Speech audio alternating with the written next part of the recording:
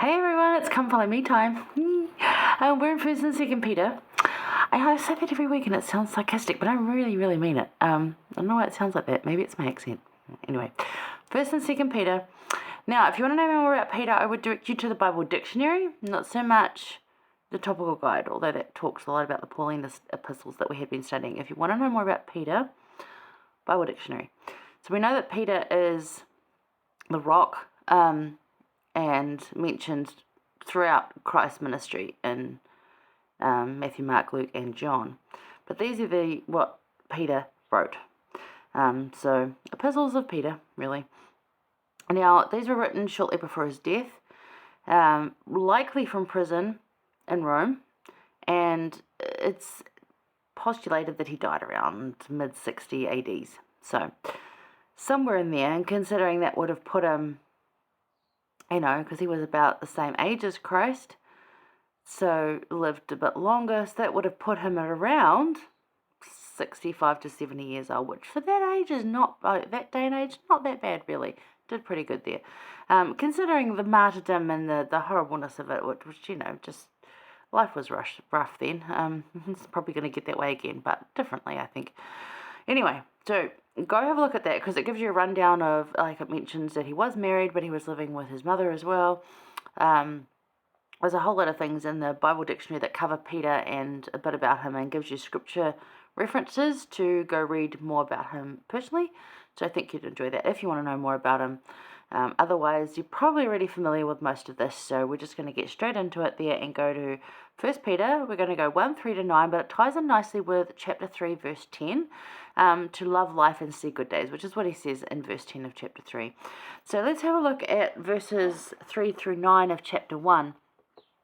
So this is actually a song of praise. So he starts off with a song of praise. And again, like Paul did from his jail cell, I'm praising Christ. I'm still teaching Christ. I'm not going to give up on that. Just because I'm in prison or just because I'm going through something hard doesn't mean that those things aren't true.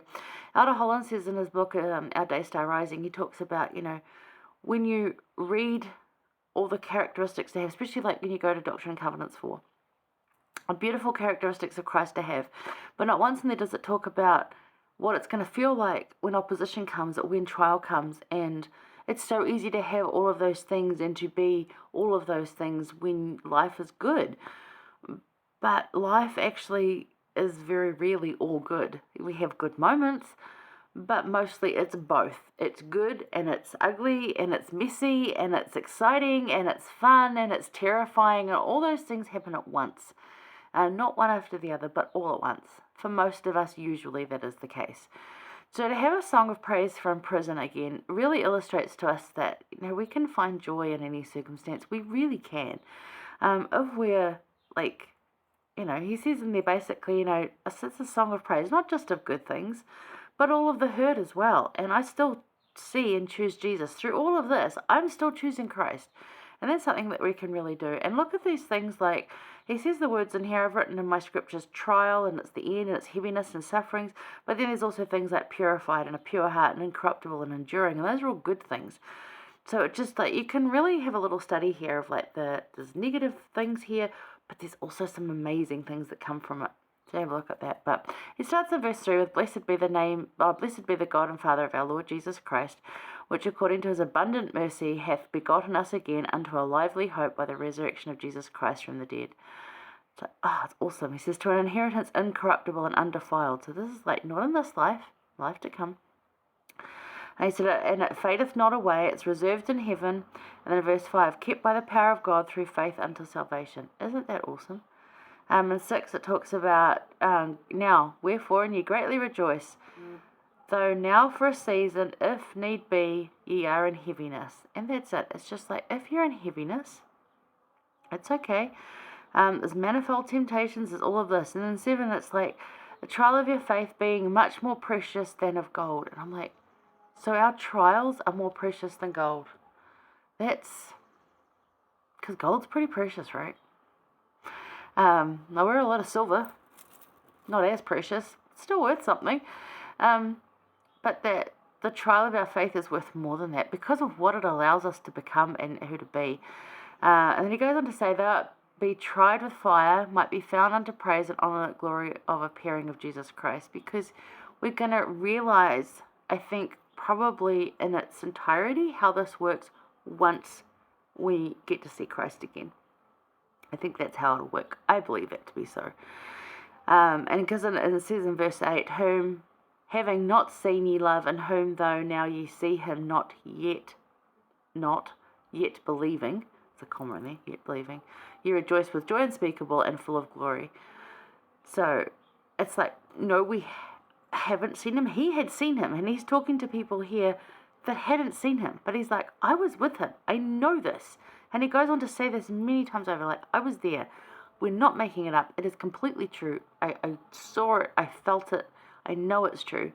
And we've had many witnesses of this, even the Restored Church. There's many witnesses of this. I was there. I saw it. I know it. But for those of you that didn't have that experience, you still believe. And with unspeakable and full of glory, like the joy that's there. And it's just going to get better. So that's actually quite a blessing. You didn't need to see it to believe. You already do. But he's speaking from that place. It's really quite beautiful there.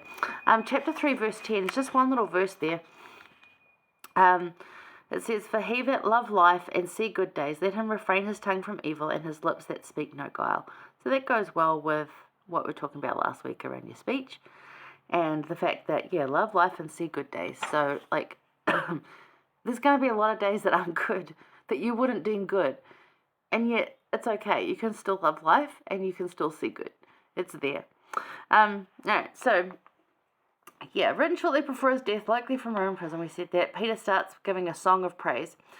He tells us in chapter 3, verse 10, to love life and see good days, to speak no guile. And the footnote there points to self-mastery, which is such a thing that we come here to do. It's kind of the whole point, isn't it? Self-mastery, overcoming the human condition. Verse 7 teaches that our trials are actually worth more than gold, which will perish eventually. Tried with fire, yet we choose to love Christ and rejoice in him because of all he is and all he has done and will do, even though many of you and us, because he's talking to those people, so us as well, have not seen him with human eyes. So what gives you joy in hard times? I have a lot of hope in the future and different things, and even though the future seems scary to a lot of people, and there's some pretty bad atrocities going on, I still have joy in hard times because I hold those things in focus. I have those things that I know will bring me joy, and I'll have a focus on them because they are more than this realm. Although I have some things here too, like I do like chocolate, although I haven't had any for months because I'm trying to get my blood sugars down. But, I also really like spicy mayonnaise, and I can eat that. That's really good on a lot of stuff. It's quite a nice treat, especially on carrots and cucumber right now. That's bringing me some joy. I have joy that I have a home. I have joy that I have a car. I feel so privileged to have those things because I know a lot of people don't. And, if I can help someone with those things, then I'm even more joyful because I've helped somebody with the blessings I've been given. So I hold to some of those things very much so.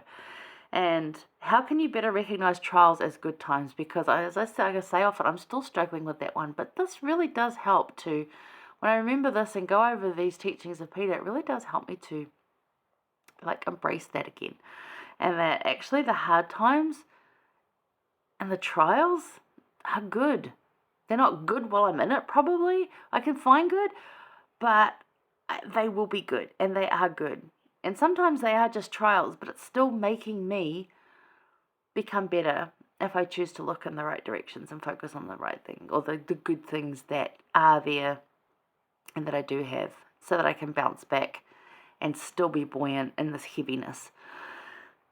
Hope that helps you guys. But love life and see good days. Great group of scriptures. Have a really good look at the Song of Praise. I'm sure there's some great words you'd pull out of there. Probably some great phrases too that you could really embrace, maybe put up on your mirror and have them as affirmations even. So good stuff. All right. We're going to stay in chapter 1, but we're going to look at 13 to 20 because there's some good stuff in there about strength. So I'll see you there.